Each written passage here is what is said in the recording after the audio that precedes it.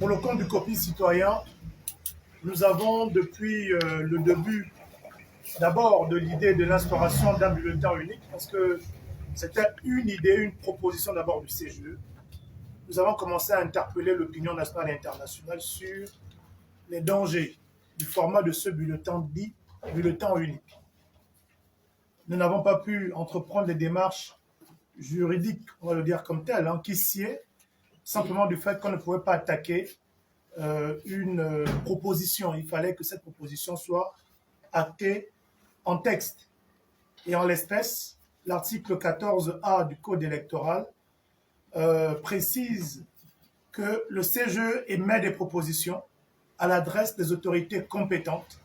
Et en l'espèce, c'est le ministre de l'Intérieur qui propose à la signature du chef de l'État un décret pour acter la décision du CGE. C'est ce qui s'est fait. Nous sommes donc en possession de ce décret. Vous savez qu'on a maintenant une particularité, c'est de publier souvent les choses le week-end ou le vendredi, pour qu'on ne puisse pas immédiatement prendre connaissance. Donc ce décret est numéroté décret 0199-PR-MI du 4 août 2023, fixant les modalités de bulletin de vote pour l'élection de président de la République, l'élection des députés à l'Assemblée nationale, l'élection des membres des conseils départementaux et des conseils municipaux. Nous sommes rentrés en possession de ce décret lundi. Hier, mardi, nous avons déposé à propos une requête à la Cour constitutionnelle pour attaquer certaines dispositions de ce décret. On va vous en faire la démonstration de par le contenu des arguments qui ont motivé notre requête. Quelques dispositions qui ont attiré notre attention. L'article 2 du dit décret dit il est institué un bulletin de vote unique pour les scrutins uninominaux de l'élection du président de la République et de l'élection des députés à l'Assemblée nationale. Pour le scrutin de liste, il a édité un bulletin de vote distinct par liste de candidature. C'est simplement pour dire qu'en l'espèce, la proposition du CGE a été actée en ce sens que il y a un bulletin unique qui verra sur ce dernier le candidat à la présidentielle et le candidat aux législatives du parti qui investit ses candidatures. Et il y aura à part un bulletin distinct pour chaque candidat, pas unique, là-bas c'est pas unique, là-bas c'est distinct. Candidature unique, bulletin unique, c'est juste pour les législatives et les présidentielles. Bulletin distinct, c'est-à-dire que chaque tête de liste a son bulletin à part. Ça, c'est pour les locales. Mais ce sont les mêmes qui vous parlent de bulletin unique. Dans leur bulletin unique, eux-mêmes, ils arrivent à créer encore une distinction entre bulletin unique et bulletin distinct. Bon, on est habitué, nous sommes au Gabon. C'est l'incompétence qui gouverne et qui se balade en escorte. On fait avec. Nous avons attaqué en date du 8, donc hier, au greffe, ce décret. Parce que, à notre sens, ce décret viole plusieurs dispositions. Des dispositions d'ordre constitutionnel et également des dispositions, violation des dispositions liées à la loi. Bon, le maître, il est là, je pense qu'il pourra corriger les expressions. Donc, c'est ça. Pardonnez-nous aussi, on fausse un peu. Mais dans tous les cas, on a attaqué ce décret. Alors, quels sont les éléments qui ont motivé notre décret s'agissant de la violation des dispositions constitutionnelles? On a démontré que ce décret viole l'article 2, 4 et 5 de la Constitution. L'article 2 porte sur l'égalité de tous les citoyens devant la loi, parce que ceux qui se présentent à ces élections sont d'abord des citoyens gabonais. Et de ce fait, la loi doit être égale pour tous ces citoyens. On fera la démonstration tout à l'heure. L'article 4 que nous avons mis en évidence porte sur la violation du principe de la séparation des pouvoirs. On a le pouvoir législatif, le pouvoir exécutif, le pouvoir judiciaire. La simple illustration d'un bulletin, comment on retrouve celui du pouvoir législatif et celui du pouvoir exécutif, cause déjà un problème en matière de séparation de pouvoir, parce que ce bulletin à lui seul illustre l'unicité des pouvoirs. Il doit y avoir une séparation des pouvoirs pour donner à l'électeur le choix de se prononcer. Et nous avons attaqué au niveau de la violation de la loi, notamment l'article 60, les articles 34 et les articles 79 de la loi électorale. Ces articles traitent du droit de vote. Parce qu'on a démontré dans notre requête que le décret précise qu'il n'y a que 2 types de bulletins. Un bulletin unique sur lequel on retrouve les candidats à la présidentielle et le candidat au législatif du parti concerné, parce que c'est un bulletin par parti. D'autre part, un bulletin qui est distinct. Ce qu'on a mis en évidence à l'intérieur, c'est que la Constitution de la République gabonaise et la loi gabonaise en matière électorale reconnaît le scrutin des candidats. Ce sont les candidats qui sont en compétition.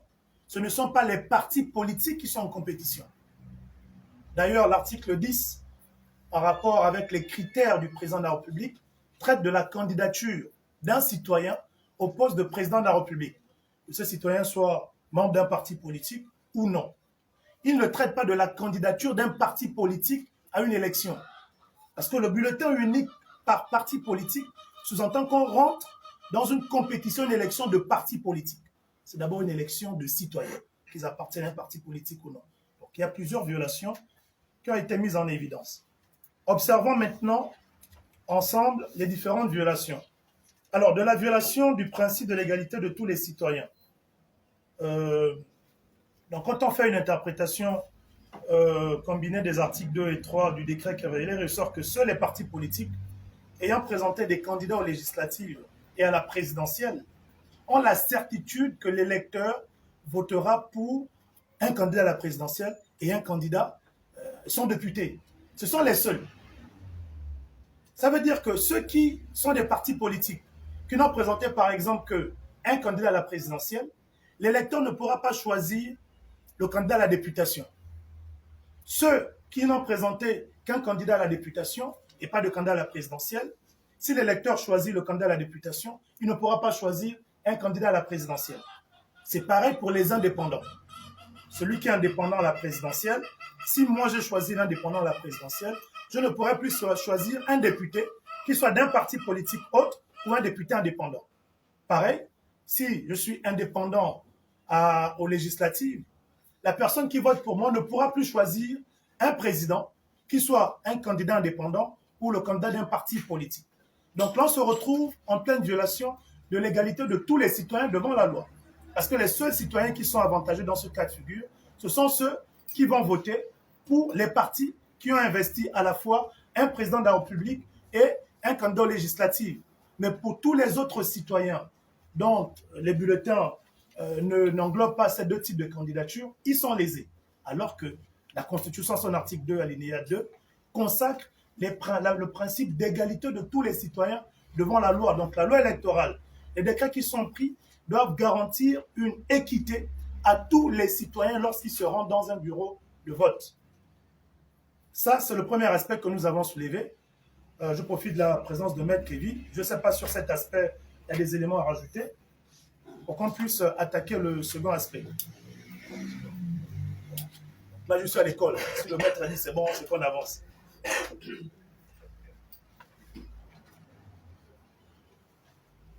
L'autre aspect qu'on a soulevé, c'est la violation de la séparation des pouvoirs.